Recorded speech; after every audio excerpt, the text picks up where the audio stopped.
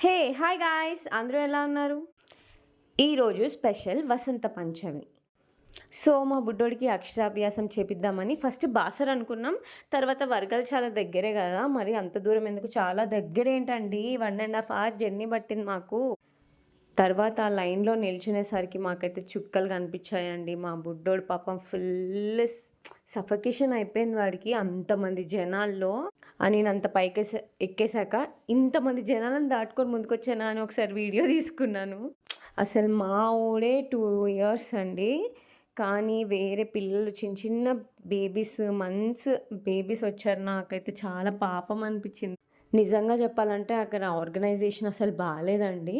మంచిగా I mean పిల్లలున్నప్పుడు మనకి అంతసేపు అట్లానే నిల్చోపెడితే ఎంత సఫకేషన్ అయితదక్కడ. ఫైనల్లీ ఎలాగోలాగా ఈ ప్లేస్‌కైతే వచ్చేసామండి. చాలామంది జనాలున్నారండి. అసలెంతమందంటే వామ్మో! అవుతదా ఈరోజు వాడికి అక్షరాభ్యాసం చేపిస్తామో లేదో అనుకున్నాము. కానీ ఫైనల్లీ చేపిచ్చేసామండి.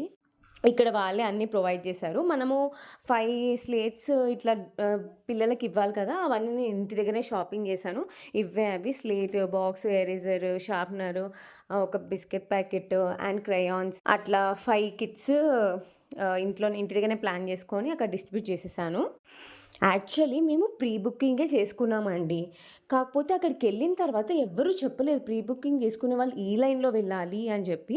మేము తెలియకుండా అక్కడ నిజంగా ఎవ్వరు లేరు చెప్పడానికి. ఒకరిని అడిగితే కూడా ఇదే లైన్ అందరూ అని చెప్పారు. సరే అని అక్కడ లైన్‌లో వెళ్ళిపోయాం.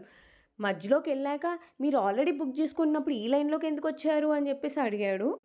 అప్పుడు మా కిషుకి చాలా కోపమొచ్చింది. అదేంటి మీరు ముందే చెప్పాలి కదా! మీ రెస్పాన్సిబిలిటీ కదా అది అని చెప్పేసి అక్కడ కొంచెం అరిచాడు.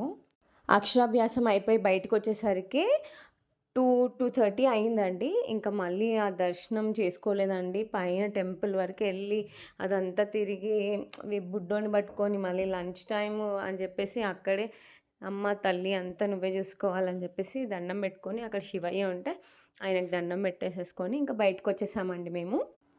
మేమైతే దర్శనం చేసుకుంటూనే 1 అవర్‌కా 2 అవర్స్ అన్నా నిల్చుండే కానీ చిన్న పిల్లోడు కదండీ అందుకనే సరే అని ఫాస్ట్‌గా బయటకొచ్చి మా బుడ్డోడికి ఏదన్నా పెట్టాలి కదా! మేము కూడా ఏదన్నా తినాలి. ఫుల్ టైర్డ్ అయిపోయినాం. అక్కడ హోటల్‌లో తినేసి వచ్చేసా.